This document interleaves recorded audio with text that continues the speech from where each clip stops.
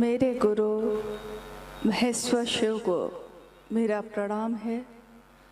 इस कालखंड के प्रथम शिव के शिष्य और हम सबों के परम आदरणीय वरेण्य गुरु भ्राता साहब श्री के चरणों में मेरा प्रणाम है। शक्ति स्वरूपा माँ नीलमानंद जी के चरणों में मेरा प्रणाम है और सिवान जिले के इस स्थान पर उपस्थित आप सभी गुरु भाई गुरु बहन के चरणों में मेरा प्रणाम है।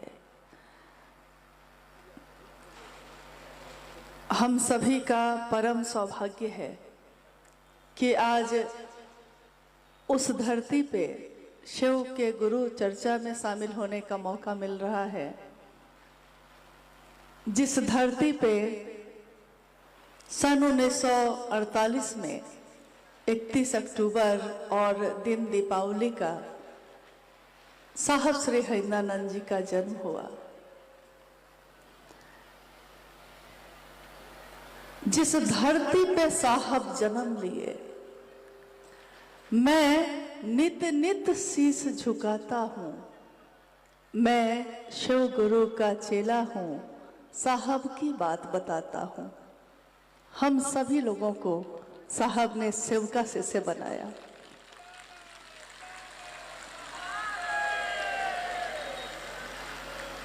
और यही कहा कि जहां भी जाओगे मेरी बात कहोगे तो लोग मेरे इस दर्द को समझेंगे कि इस प्यार में, शिव को प्रेम करने में किस पीड़ा को भोगा है मैंने। इस पीड़ा में भी दर्द है लेकिन आनंद है। दुनिया के असंख्य लोग जिन्होंने शिव को अपना गुरु माना है, उन्होंने मेरे इस संदेश को तो सुना है कि शिव मेरे गुरु हैं, आपके भी हो सकते हैं, और इस संदेश को सुनकर शिव को अपना गुरु बनाया है। लेकिन इस संदेश को दुनिया तक पहुंचाने में मेरे दिल पे क्या क्या बीता है, ये किसने जाना है, किसने सुना है। अभी जब भजन बज रहा है तो उसकी आवाज हम सुन रहे हैं, हमें अच्छा लगता है, तालियां बजाते हैं। लेकिन जिस नाल को बजाया जाता है, उस नाल को, उस मधुर ध्वनि को निकालने के लिए चोट सहनी पड़ती है, प्रहार सहना पड़ता है। हारमोनियम को तारों पे उसके दबाव न दिया जाए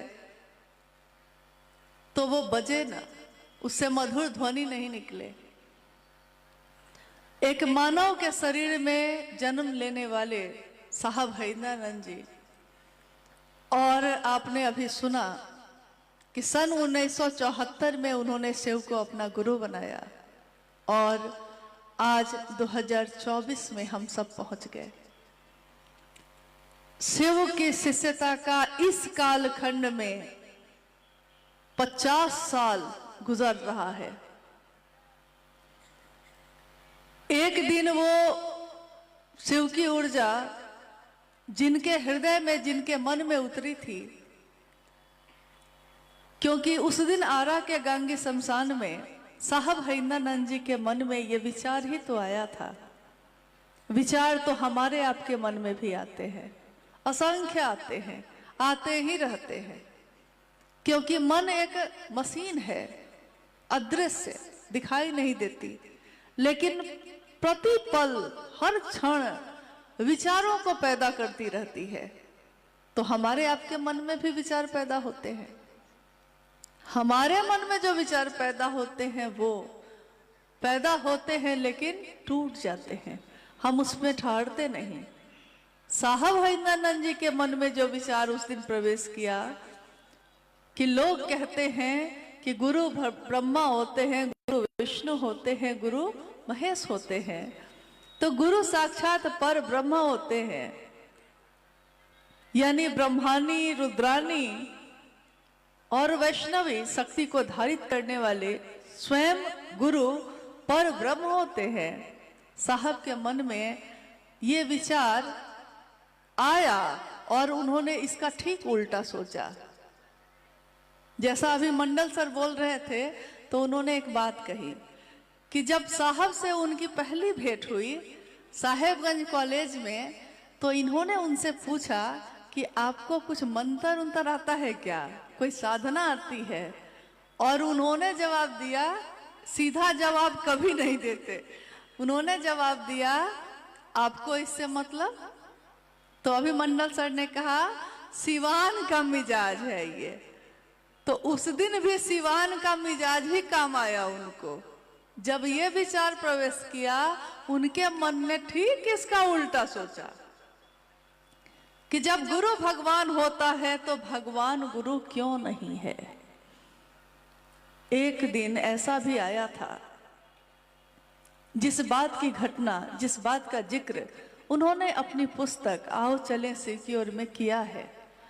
उन्होंने कहा कि जब मैं छोटा था और 12 साल की उम्र में कुछ तांत्रिक लोगों के संपर्क में आया, शमशान जाने लगा, तो मेरे घर और मेरे घर के आसपास के लोग मेरी माँ से कहते थे कि आपका बेटा बिगड़ गया है, विक्षिप्त हो गया है, गलत रास्ते पे चलने लगा है।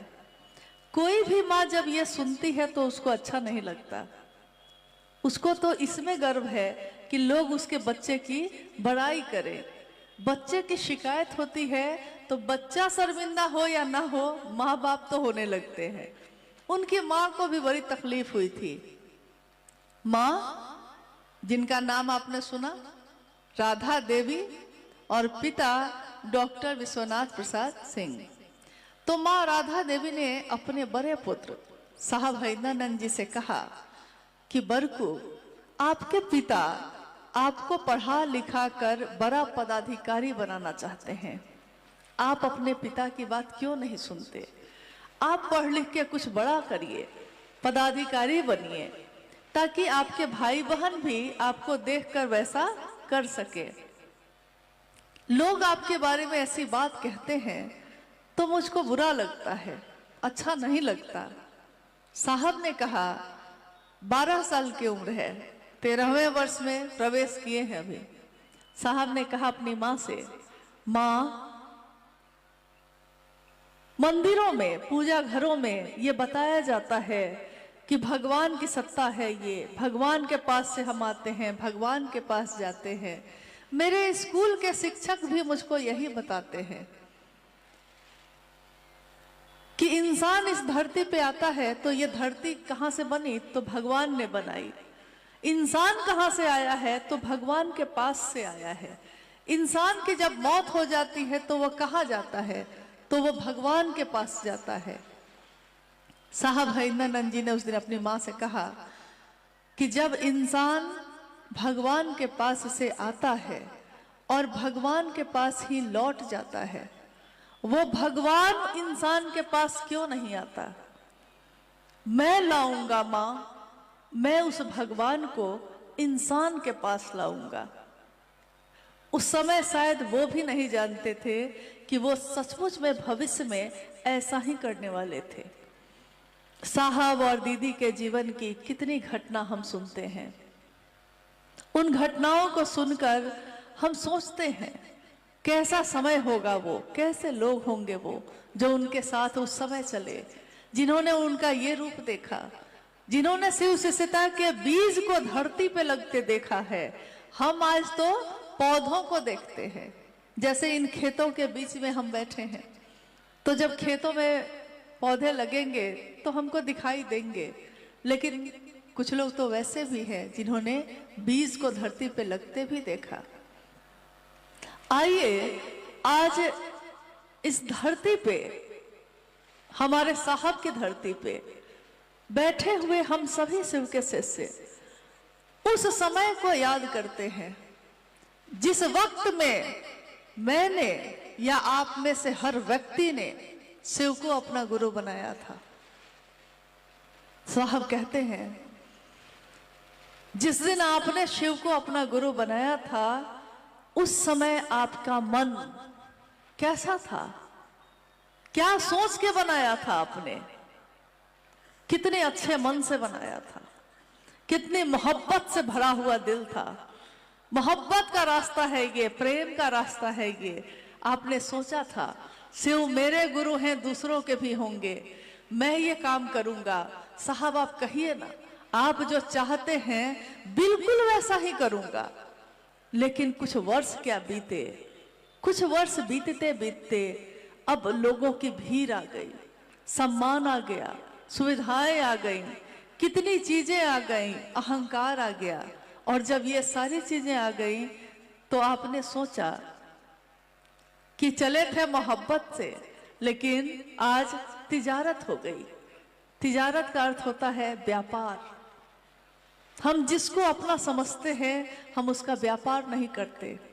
जो मेरा है मैं उसका व्यापार करूंगी, कभी भी नहीं। अपने बेटे का व्यापार नहीं करते, अपने परिवार का व्यापार नहीं करते। साहब ने यही चाहा कि उस शिव को भी जिस दिन आपने कहा है कि हे शिव आप मेरे गुरु हैं, मैं आपका शिष्य हूं, मुझे शिष्य पर दया कर दीजिए, आप उस महादेव का व्यापार मत करिएगा, किसी कीमत पे मत करिएगा। तो उन्होंने जो कहा है उसमें ताकत है। तो कुछ क्षण का समय और है हमारे आपके पास, फिर तो हम भी लौट जाएंगे, फिर तो आप भी लौट ही जाइएगा। लेकिन इन 50 वर्षों में साहब ने जो चाहा, हम में से कितने लोग उस चाहत पे खरे उतर रहे हैं, इसको तो सोचना होगा।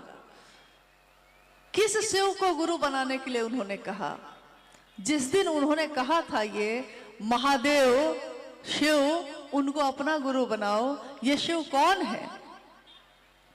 जिस शिव के बारे में हमारे धर्म ने, हमारे शास्त्र ने, हमारे ऋषियों और मुनियों ने कहा कि शिव की इच्छा में इतना बल है, इतना बल है, शिवेच्छा बलि असी, उस शिव की इच्छा में इतना बल है कि वो इच्छा करते हैं और सृष्टि पैदा होती है, पैदा होती है, रहती है और टूट जाती है।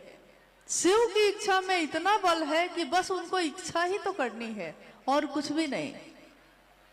चारों दिशाएं जिसका वस्त्र हो, काल पे भी जिसका नियंत्रण है, और जो महाकाल है स्वयं, महायोगेश्वर, महाकपालेश्वर, नटराज शिव, उमा के पति शिव। एक तरफ तो महाकाल महामृत्युंजय हैं, भैरव उनके गण हैं, और एक तरफ भोला है, बाबा है। करुणा से करुणा का जो रूप हो सकता है, करुण से करुण, वो भी रूप उनका है, और प्रचंड से प्रचंड जो हो सकता है वो भी उन्हीं का है। आप सोचिए कि भगवान के रूप में शिव के नजदीक जाना हमारे आपके जैसे लोगों के बस की बात थी? हम लोग पहुंच सकते थे, हम लोग जल तो चढ़ाते थे महादेव को, लेकिन महादेव मेरे अपने हो जाएंगे इसके बारे में पता नहीं था, कभी जाना नहीं, किसी ने बताया नहीं। और जब बताया तो उन्होंने कहा कि समझना ये होगा कि जिसको आपने अपना बनाया है उसमें क्षमता सारी है, लेकिन आप में क्षमता नहीं है, इसलिए वो महादेव नीचे से नीचे स्तर पर आकर आपसे संपर्क करते हैं, आपके नजदीक होते हैं। जिस महादेव की इच्छा इतनी बलवती है और जिस महादेव की मात्र शक्तियां ही समस्त ब्रह्मांड का संचालन करती हैं, शिव की निम्न से निम्न शक्ति भी अगर कहीं पे थोड़ी सी ज्यादा या कम हो जाए तो प्रलय मच जाता है। धरती अपनी जगह से हिल जाए तो भूकंप आ जाता है, आसमान जगह से हट जाए तो फट जाएगा, बादल फट जाते हैं, अग्नि अपनी गरिमा छोड़ दे तो गांव के गांव जल जाते हैं। जल थोड़ा सा अपनी सीमा से बाहर हो जाए, थोड़ी सी मात्रा उसकी बढ़ जाए तो शहर के शहर डूब जाते हैं। सोचिए, महादेव के बनाए हुए तत्व में मामूली 5 तत्व हैं। ये थोड़ा सा इधर से उधर होते हैं तो हमारी हालत खराब हो जाती है। और महादेव तो खुद महागुरु, आदि गुरु, जगत गुरु, विश्व गुरु सब कुछ हैं। और उनका शिष्य होने के बारे में अगर कोई सोचेगा दुनिया में, तो पात्रता क्या क्या होनी चाहिए? पात्रता तो बहुत कुछ होनी चाहिए। महादेव का शिष्य बनने के लिए तो बहुत बड़े स्तर का न होना चाहिए। अभी एक भाई चर्चा में बोल रहे थे कि कम से कम न्यूनतम पात्रता होती है सदगुरु श्रेणी की।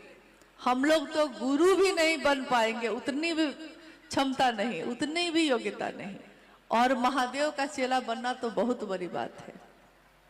लेकिन महादेव ने हमारे आपके स्तर तक उतरकर हमको आपको अपना शिष्य स्वीकार किया। किसके कारण किया? क्यों हजारों वर्ष से ये बात नहीं हुई, ये काम नहीं हुआ?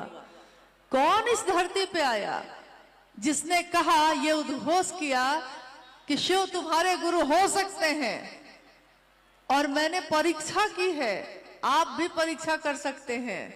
यह किसने कहा? शिव गुरु हैं, मेरे हो सकते हैं, आपके हो सकते हैं।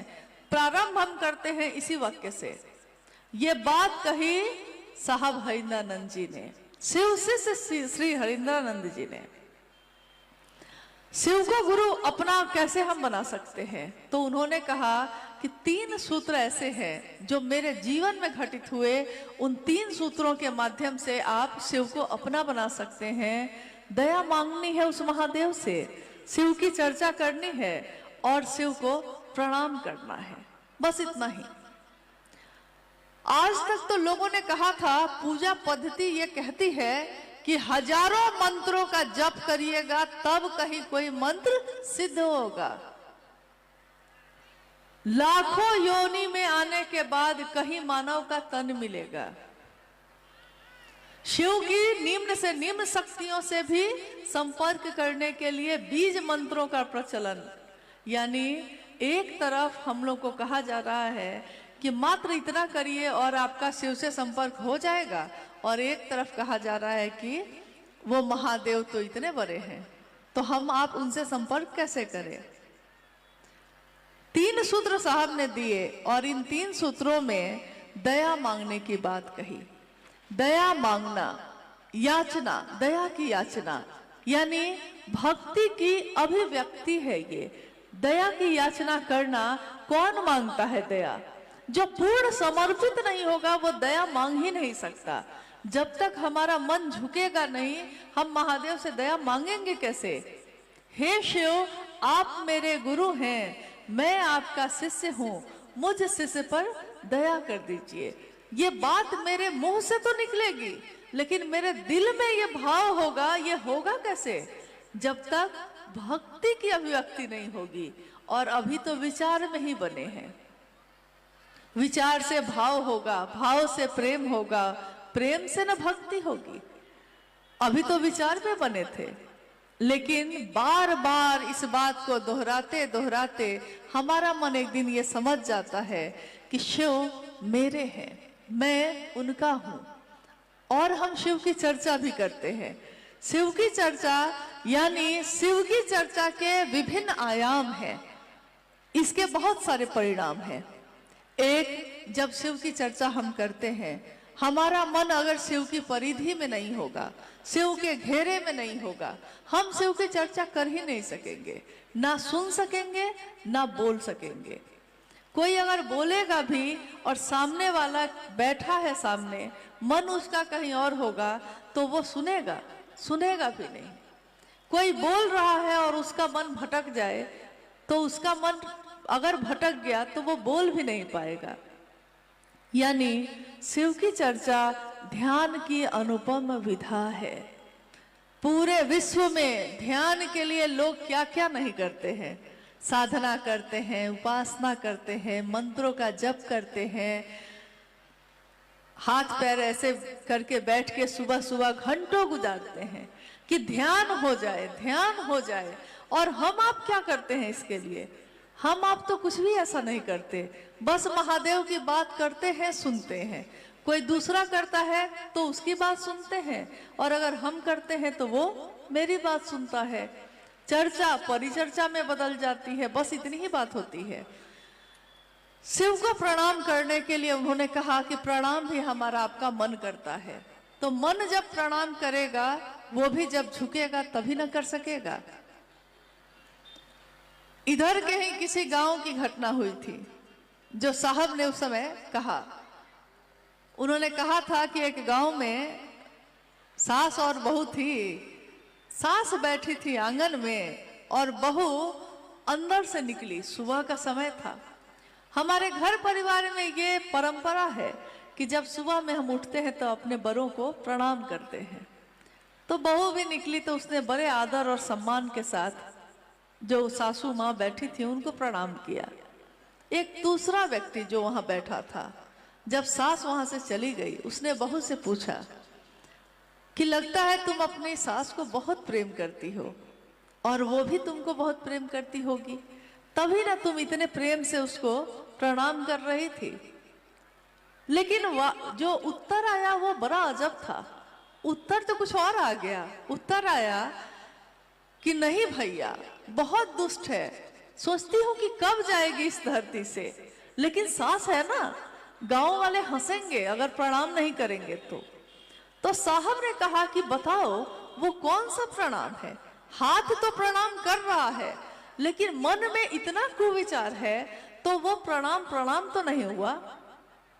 मैं भी अपने गांव घर में कितने लोगों को चचा प्रणाम, बाबा प्रणाम करता हूं, लेकिन मेरा मन नहीं प्रणाम करता, तो इस प्रणाम का भी कोई अर्थ नहीं है।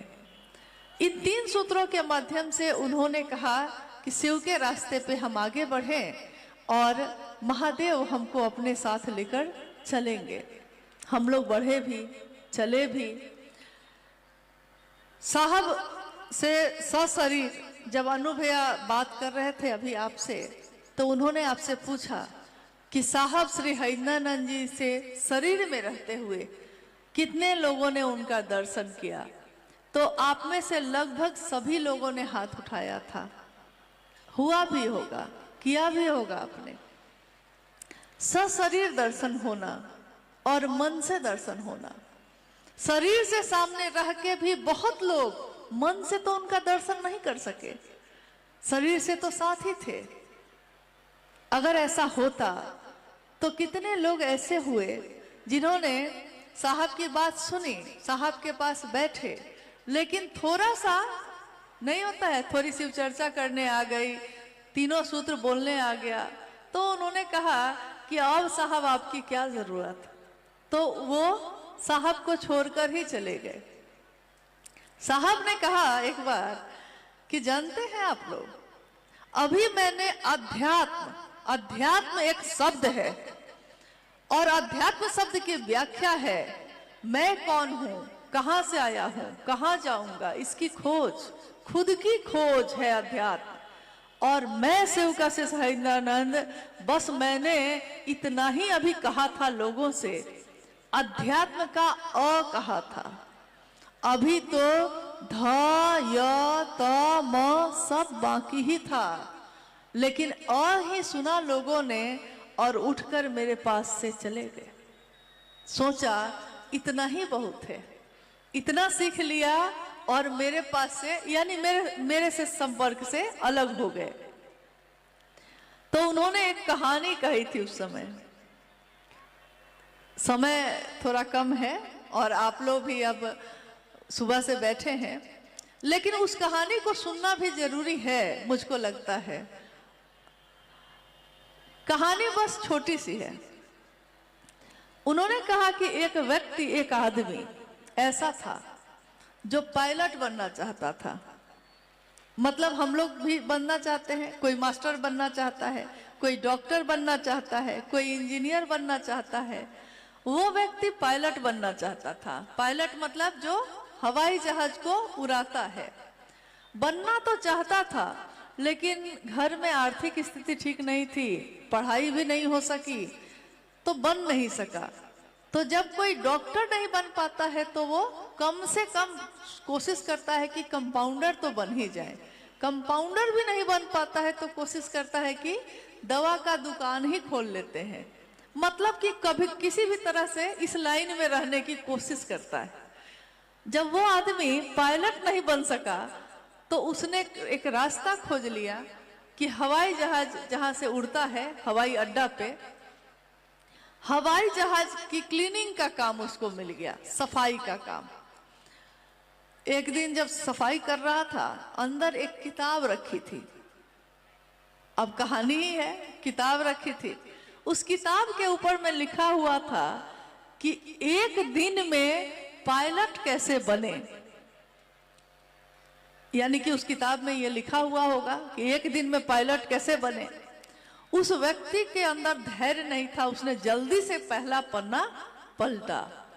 कब से वो सोचता था कि मैं पायलट बन जाऊं, बन नहीं पा रहा था। जब पहला पन्ना पलटा तो लिखा हुआ था कि लाल बटन दबाइए तो हवाई जहाज स्टार्ट हो जाएगा। कहानी है भाई, लाल बटन दबाइएगा तो हवाई जहाज स्टार्ट हो जाएगा। तो उसने आगे पीछे कुछ नहीं सोचा, तुरंत लाल बटन दबाया। लाल बटन दबाया, हवाई जहाज स्टार्ट हो गया। फिर लिखा था, फिर पन्ना उल्टा, स्टार्ट कर लिया तब पन्ना उल्टा, लिखा था पीला बटन दबाइए तो जहाज रनवे पे चलने लगेगा। उसने तुरंत पीला बटन दबा दिया, हवाई जहाज रनवे पे चलने लगा। तीसरा पन्ना उसने उसके बाद पलटा, उस पे लिखा हुआ था हरा बटन दबाइए तो हवाई जहाज आकाश में टेक ऑफ करेगा, उड़ जाएगा। उसने हरा बटन दबाया, हवाई जहाज हवा में चला गया। और उसके बाद उसने जब पन्ना पलटा तब उसमें लिखा हुआ था आगे की जानकारी के लिए इसका भाग 2 खरीद लीजिए। अब बताइए क्या हुआ। यही हो गया। सबके साथ तो नहीं, लेकिन कुछ लोगों के साथ तो हो ही गया। साहब से इतना सुने और भागे वहां से क्षेत्र में। अब जैसा भैया अनुजी ने कहा अभी कि कोई कहता है कि मैं ही हरिंद्रानंद हो गया, कोई कहता है कि मुझको ही साहब ने मालिक बना दिया है, कोई कहता है मुझ में ही आध्यात्मिक संचरण हो गया है, कोई कहता है कि साहब ने वरिष्ठ समझ के मुझको ही संचालन का अधिकार दे दिया। स्वयं शिव के शिष्य हरिंद्रानंद साहब ने ये नहीं कहा अपने लिए। उन्होंने कहा मैं शिव का शिष्य हूं, मेरे गुरु शिव हैं, तुम्हारे भी गुरु शिव हैं। जब भी कोई कष्ट लेकर भी गया तो उन्होंने कहा गुरु से दया मांगो, चर्चा करो और प्रणाम करना, थोड़ा सब ठीक हो जाएगा। कभी ये नहीं कहा कि मैं मालिक हूं। उन्होंने कहा शिव शिष्यता का मालिक महादेव स्वयं है, बाकी सब शिव के शिष्य हैं भी और भविष्य में भी रहेंगे। यही होगा, कभी भी इसमें परिवर्तन नहीं होगा। जैसे हम लोग जब यहाँ सुबह में आए तो सुबह में चारों तरफ कुहासा था, दूर से मैदान भी दिखाई नहीं दे रहा था। आपके साथ भी हुआ होगा ऐसा, तो दूर से मैदान भी दिखाई नहीं दे रहा है। सूरज जब उगा धीरे धीरे तो आकाश साफ होने लगा, कुहासा हटने लगा और सूरज की रोशनी में सब कुछ साफ साफ दिखने लगा। वैसा ही है साहब का साथ लेना, साहब और दीदी माँ का साथ लेना, यानी सूरज की रोशनी का प्रवेश आपके और मेरे जीवन में हो जाना। जितने कुहासे हैं, जितने धुंध हैं, जितनी बातें लोगों ने आपको समझा दी हैं, उन सब कुहासों को छटने में देर नहीं लगती जब उनका साथ मिल जाता है। बहुत पहले की एक बात है, उस समय साहब देवघर में रहा करते थे। होली का समय था, हम लोग उस समय रांची में रहते थे, साहब देवघर में रहते थे। तो होली का समय था तो साहब के पास गए थे। उस अहाते में, चित्तो लोढ़िया में थे साहब, अहाते में सब कोई बैठे हुए थे, कुछ गुरु भाई गुरु बहन भी आ गए थे। साहब ने कहा कि अरे अपने घर में मनाते, तो गुरु भाई गुरु बहनों ने कहा आपने कहा कि ये तुम्हारा घर है तो हमारा घर यही है, हम चले आए। खैर सब कोई खा पी रहे थे, लोग कह रहे थे कि कुछ न कुछ गीत होली के हो रहे थे, कुछ भजन हो रहे थे महादेव के, तो सब कुछ न कुछ कह रहे थे। हमारे आपके बीच बैठे हैं भैया अनु जी, साहब के ज्येष्ठ पुत्र, साहब हरिंदरानंद जी, जिनको हम सम्मान देते हैं। साहब से जुड़ी सभी चीजों को हम शिव के शिष्य वही सम्मान देते हैं। जिसने शिव को चाहा उसने शिव की इस दुनिया को भी चाहा, जिसने साहब दीदी को चाहा उसने साहब दीदी से जुड़ी सारी चीजों को चाहा। तो साहब हरिंदरानंद जी और मां नीलम आनंद जी के ज्येष्ठ पुत्र को भी हम वही सम्मान देते हैं। और उन्होंने उस दिन कहा कि मैं भी साहब आपके लिए कुछ कहना चाहता हूं। तो साहब ने कहा अरे आप तो जल्दी बोलते नहीं हैं, क्या कहना चाहते हैं? इन्होंने कुछ पंक्ति उस दिन कही थी। ये पंक्ति थी, उन्होंने कहा कि साहब जो इस दुनिया में आए हैं, हमारे साहब जो इस दुनिया में आए हैं, वो दुनिया को क्या देने आए हैं। इसी पे 4 पंक्ति है कि अच्छे बुरे की समझ देकर जाऊंगा। अच्छा क्या है, बुरा क्या है, ये आप खुद समझेंगे, कोई आपको नहीं आएगा समझाने, आप ही समझ जाएंगे। अच्छे बुरे की समझ देके जाऊंगा, दूसरों को परखने की नजर देके जाऊंगा।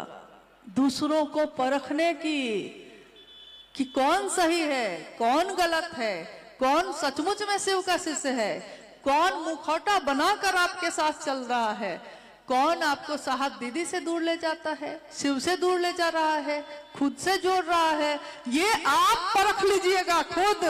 कोई नहीं आएगा आपको बताने, हम में से कोई नहीं आएगा, आप खुद जानेंगे। दूसरों को परखने की नजर देके जाऊंगा। यारो मैं इस जमाने का संग तराश हूं। यारो दोस्तों मैं इस दुनिया का संग तराश हूं।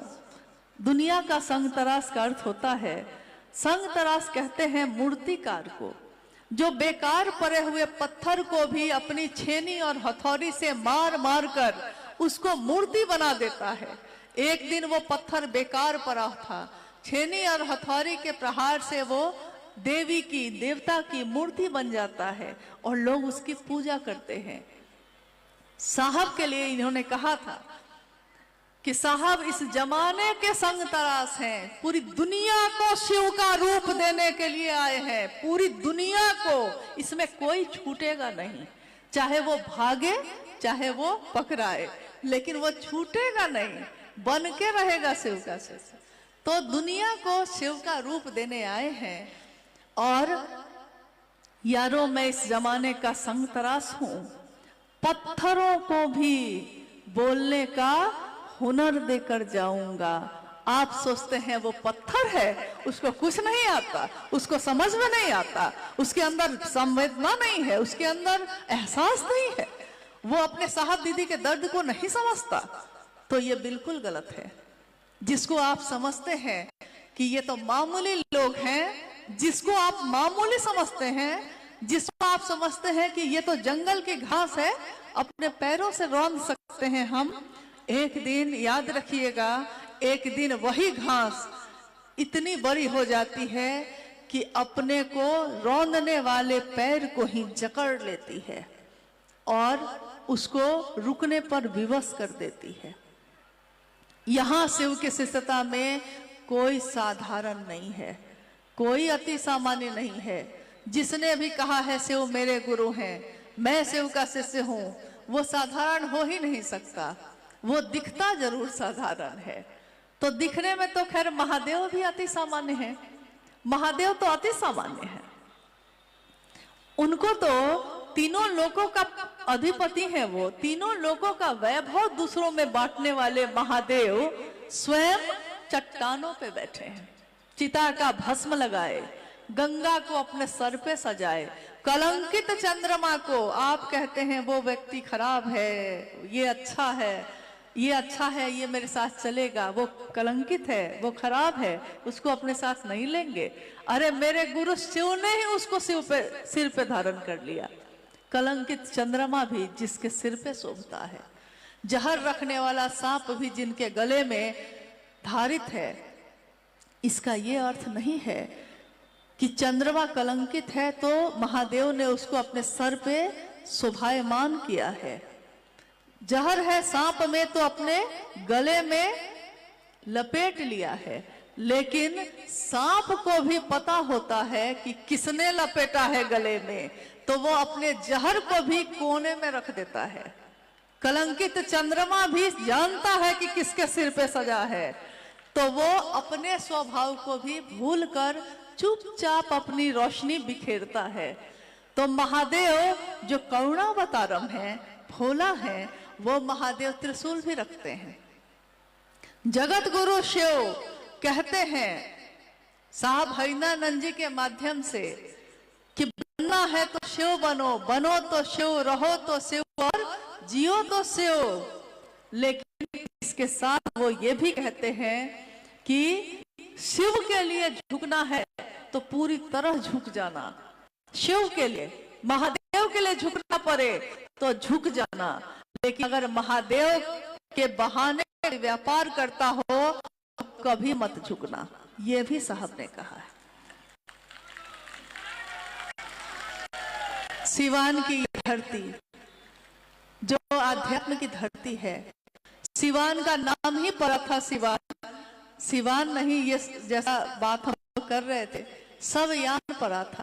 बुद्ध का शरीर जब मृत हो गया तो यहाँ से गुजरा था, जिससे उससे इसका नाम पड़ा सवयान, और धीरे धीरे अपभ्रंश होकर वो बन गया सिवान।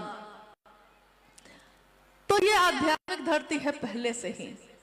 देश जब आजाद हुआ, प्रथम राष्ट्रपति डॉक्टर राजेंद्र प्रसाद सिंह आप ही के सिवान के जीरादेई नामक जगह से हैं। इस कालखंड के प्रथम शिव के शिष्य साहब हरिनानंद जी, आप ही के जिला में उनका जन्म हुआ है। तो बहुत प्रथम है यहाँ, बाकी सब इसके बाद ही है। इसलिए इसकी गरिमा की रक्षा करने का दायित्व भी आपके हमारे सबके कंधों पे है। यहाँ से किया हुआ आपका हमारा कोई एक मामूली से मामूली कृत्य भी अगर गुरु की गरिमा को कलंकित करता है तो ये किसी भी शिव के शिष्य के लिए शोभनीय नहीं है। हमारे मन वचन कर्म ऐसे हो जिससे हमारे महादेव का नाम और बुलंद हो, लोग शिव शिष्यता का उदाहरण दे, कहे कि देखना है तो शिव के शिष्य के आचरण को देखो, जो वो कहता है वही करता भी है। यानी कथनी और करनी में अंतर नहीं होता, जो वो बोलता है वही वो जीवन में भी उतारता है। आइए, अगर समय थोड़ा है तो हम लोग, जिज्ञासा है कोई? जिज्ञासा बहुत है, लेकिन अब थोड़ा समय भी हो रहा है और आपको भी समय पे सुरक्षित अपने घर पहुंचना है। तो आइए हम लोग एक या दो जिज्ञासाओं पे बात कर लेते हैं। बोलिए। शिव की शिष्यता में गुरु भाई बहनों में बिखराव क्यों? पुनः प्रेम कैसे संभव है? शिव शिष्य परिवार परबत्ता प्रखंड खगड़िया से सवाल है। अच्छा, जिज्ञासा आपने सुनी है, शिव के शिष्यों में ये बिखराव क्यों है? जिज्ञासा ये है। और कैसे पुनः प्रेम होगा? तो पहली बात तो ये है कि प्रेम एक बार हो जाए तो वो मरता ही नहीं है। आपने सुना होगा कि अभी मंडल सर जब आए थे तो वो कह रहे थे कि सुबह सुबह हम लोग के कमरे में जो बात हो रही थी तो उन्होंने कहा प्यार अंधा होता है। तो मैंने कहा कि प्यार, पूरी बात उन्होंने बताई नहीं आपको, मैंने उनको कहा प्यार अंधा तो होता है सर, लेकिन प्यार अंधा होता है, प्यार होता है वो अगर, तो वो आंख भी बंद कर लेना तो प्यार का परिणाम हमेशा अच्छा होता है। लेकिन प्यार का भ्रम जो होता है, प्यार है नहीं, भ्रम हो गया है आपको, उसका परिणाम इधर उधर हो सकता है। तो शिव की शिष्यता में प्रेम खत्म हुआ ही नहीं है, तो उसको फिर से लाया कैसे जाए? जो खत्म होगा उसको न लाया जाएगा। शिव शिष्यों में बिखराव, शिव की शिष्यता सबको एक करने की विधा है, बिखरने की नहीं। आकाश एक होता है, सारे तारे उसकी आकाश में बिखरे हुए होते हैं, सबकी अपनी रोशनी है, सबकी अपनी चमक है, सबकी अपनी सुंदरता है। आकाश एक ही है, शिव का गुरु स्वरूप आकाश एक ही है, उसमें चांद तारे सबकी रोशनी साहब दीदी ही है, और आकाश एक ही है महादेव का। अब है कि कोई इधर है, कोई इधर है, कोई इधर है, लेकिन क्या कोई भी शिव का शिष्य शिव की चर्चा में साहब और दीदी की बात नहीं बताता है? उन्हीं की बात न बताता है।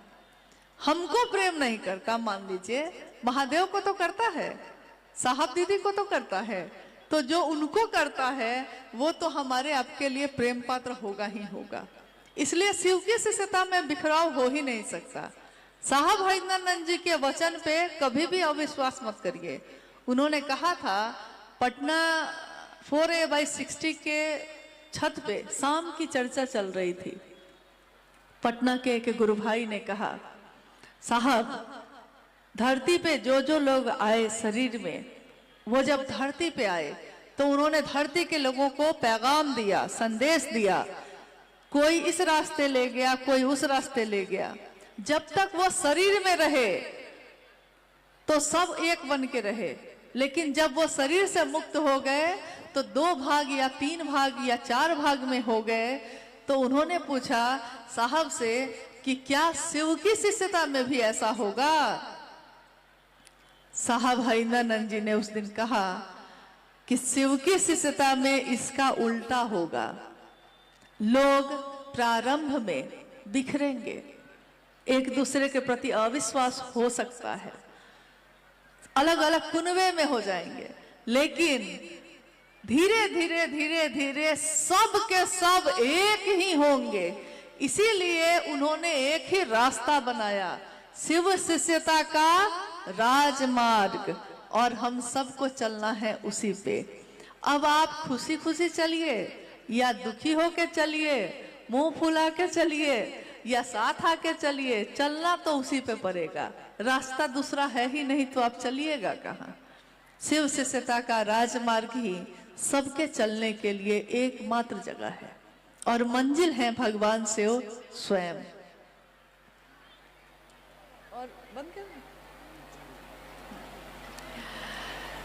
आज का ये शिव गुरु महोत्सव, इसका आयोजन करने में बहुत सारे गुरु भाई गुरु बहनों ने अपनी सहभागिता दी है। किसी एक व्यक्ति के करने से कभी भी कोई बड़ा काम नहीं हो सकता, लेकिन इस धरती पे, साहब के इस धरती पे, हम सभी शिव के शिष्य नत हैं, शीश झुकाए हुए हैं, और उनसे, अपने साहब से, मां नीलमानंद जी से ये याचना करते हैं, ये प्रार्थना करते हैं। आपने शिव के लिए शिव को चाहा है, हम सभी शिव के शिष्य भी शिव के लिए शिव को चाहें। हम धरती पे चाहे जहां भी रहें, लेकिन अपने गुरु महादेव का झंडा बुलंद रखें। बस इतनी ही कामना हम उनसे करते हैं। और शरीर से मुक्त होने के बाद से साहब और दीदी का साथ सभी शिव शिष्यों को जितनी तेज गति से मिल रहा है, इसका अनुभव तो आपको हो ही रहा होगा। हर जगह वो आपके साथ हैं, जहां भी आप महादेव की बात करेंगे। तो ये धरती रोशन रहे हमेशा, और शिव की शिष्यता का गोल यहाँ से जमाने में हर जगह फैलता रहे। इसी की कामना करते हैं कि मेरे गुरु शिव हम सभी शिव शिष्यों का जीवन शिवमय बनाए। सुखमय बनाएं और अपने शरण में रखें। महादेव के चरणों में महादेव महादेव कहते हुए गिर जाए हम, महादेव के चरणों में गिर जाए, मर जाए हम, इस तरह हमारी मिट्टी ठिकाने लगे। आप सभी के चरणों में प्रणाम है, आप सबको मेरा प्रणाम। हेलो